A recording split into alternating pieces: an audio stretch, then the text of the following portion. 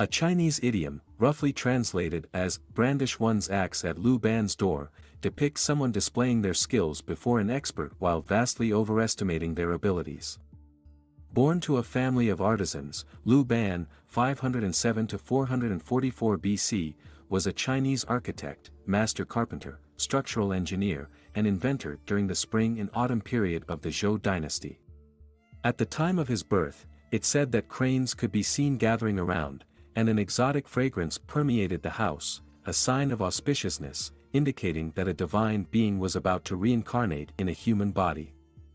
Widely regarded as the pioneer of China's civil engineering industry, he is deified as the god of carpentry and masonry in Chinese folk religion and considered the patron of builders and contractors. Many tools used by carpenters today, such as saws and shovels, were invented by him, along with the famous Lu Ban lock. His expertise extended to advising a king due to his advanced knowledge of ancient warfare equipment. What most people do not know about him is that he also spent a period of time in the Zhongnan Mountains to learn Taoist sorcery, and later incorporated many of his occult learnings into his masterpiece, Lu Ban's book, said to comprise 4 different volumes. This book, said to have been banned in China for over 1,000 years because of its content, contained these chilling words in its first pages: "To learn from this book, you must first cut off your roots." The magic one can learn from Lu Ban is passed down from master to disciple, and it is said that one of the initiations involves a ritual where the teacher will ask the disciple whether there is anyone behind or in front of the disciple, and the disciple is supposed to answer no to both, symbolizing that to learn this craft, the disciple is willing to sever ties with both ancestors and descendants. Though it's possible to learn all the content in just 49 days, one must pay a price to study Lu Ban's magic. Learners are doomed to experience at least one of the following: loneliness, as they will never have any spouse or child, widowhood, orphanhood, suffering to the family and relatives, personal disability like being crippled, a short lifespan, and poverty. There is an origin story to the curse. It said that Lu Ban was the one who created the curse because of his own personal loss. In one version of the story, Lu Ban was the advisor to a king far away from his homeland. He missed his wife, so he invented the wooden bird known as Mu Yuan, a non-powered, flying wooden bird that could stay in the air for 3 days. Using it, he was able to fly back to see his wife. However, tragedy struck when his wife, out of curiosity, tried to mount this structure when Lu Ban was not around to assist. The wooden bird took flight, and his terrified wife tried to bring it back to the ground without knowing how to maneuver it, ending up crashing it and causing her death. In another version of the story, Lu Ban's father rode the wooden bird to Suzhou, but when the locals saw a person descending from the sky, they thought it was a monster and killed the father without any further explanation. Lu Ban felt so grief-stricken and guilty that he cursed those who planned to learn from Lu Ban's book that they will suffer a similar fate, the loss of loved ones, as he did. So, what are some of the contents, especially those involving the supernatural, inside Lu Ban's book? A significant portion of the volume, befitting Lu Ban's expertise in carpentry, involves techniques of house construction. In Chinese folk culture, many customs and rituals related to house construction have continued to this present day. For example, there are rituals for site selection, groundbreaking, placing the first pillar, placing the main beam, installing the door, completion, and moving in ceremonies. Among these, placing the main beam is considered the most important.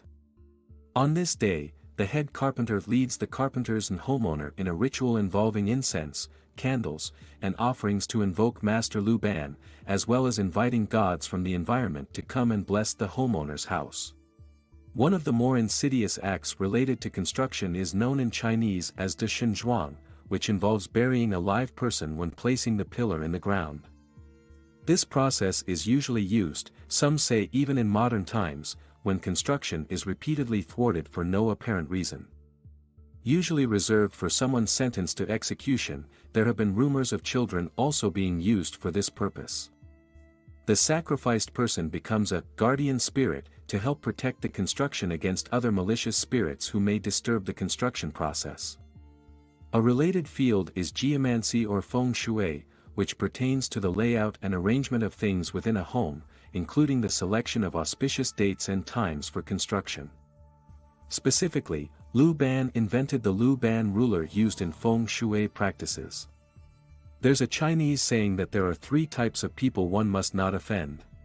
Besides the midwife and gravedigger, the 3rd type of person is the carpenter, as there is a fear of potential backlash if the carpenters happen to know Lu Ban's magic and use it against them. One short story should illustrate the power of the carpenter who knows Lu Ban's magic. Once upon a time, a carpenter was served fish head by the owner as food but was never given the body of the fish. Feeling insulted, he drew a hand on a part of the house. Many years later, when he happened to pass by the house, he found it dilapidated and the owner's wife was sitting at the door with a sad face. Not recognizing the carpenter, she confessed that the luck of the family had become very bad, and at night, they could hear slaps on the wall.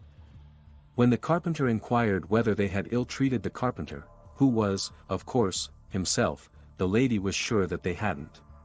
During conversation, the carpenter realized that the local custom was such that fish head is given to their most distinguished guests. Feeling guilty, he decided to help the family get rid of the bad luck by nailing a nail on the place where the hand was painted. The family soon became prosperous again. Lu Ban's book is thus full of spell techniques used to affect people living in a house, causing anything from relationship troubles, financial losses, diseases, to even deaths. For example, hair shavers hidden into walls and roof tiles could cause madness, handicap, and deaths. If a ship is drawn in the direction of the door pulling gold, that signifies wealth loss, while if a carpenter carves an axe-shaped mark on a house's beam, it represents the opening of the mouth of a dragon, bringing great wealth. There are other fascinating spells relating to construction. For example, one spell is said to enable one to be able to cut stones without any tools but by merely using one's finger. Another spell allows one to summon animals to help build on your behalf. A third spell allows one to take a strand of hair and use it to lift a log. Finally, there are spells said to confer unusual strength to help with construction. There are also other spells unrelated to construction. For example, there are spells that allow one who casts it to get people to follow what they say, including getting them to take off their clothes. Another spell involves drawing a charm on a road and causing whoever walking over it to feel a strong attraction to the one who cast the spell. Then there is another spell used to immobilize someone so that they cannot move. Another spell is said to give one the power of invisibility by using clouds to hide the body from view. One of the famous characters said to be well versed in some of Lu Ban's magic is Zhuge Liang, the famed advisor to Liu Bei in the Three Kingdoms Saga. It's recorded that Zhuge Liang utilized an invention of Lu Ban known as the wooden horse, said to be the earliest form of an automobile capable of moving on its own to transport food. Unfortunately, just like the wooden bird, this invention has been lost to time. There is another famous story where Zhuge Liang predicted that he would soon die before he could unify China for his master and decided to use a magical spell from Lu Ban's book, which could allow the successful spellcaster to extend his life by 20 years. This involves placing 99 lanterns in a room for 49 days and not allowing any of the flames of the lanterns to extinguish during that period. Unfortunately, his attempt failed when a general named Wei Yan came in at the last moment and caused one of the flames to extinguish.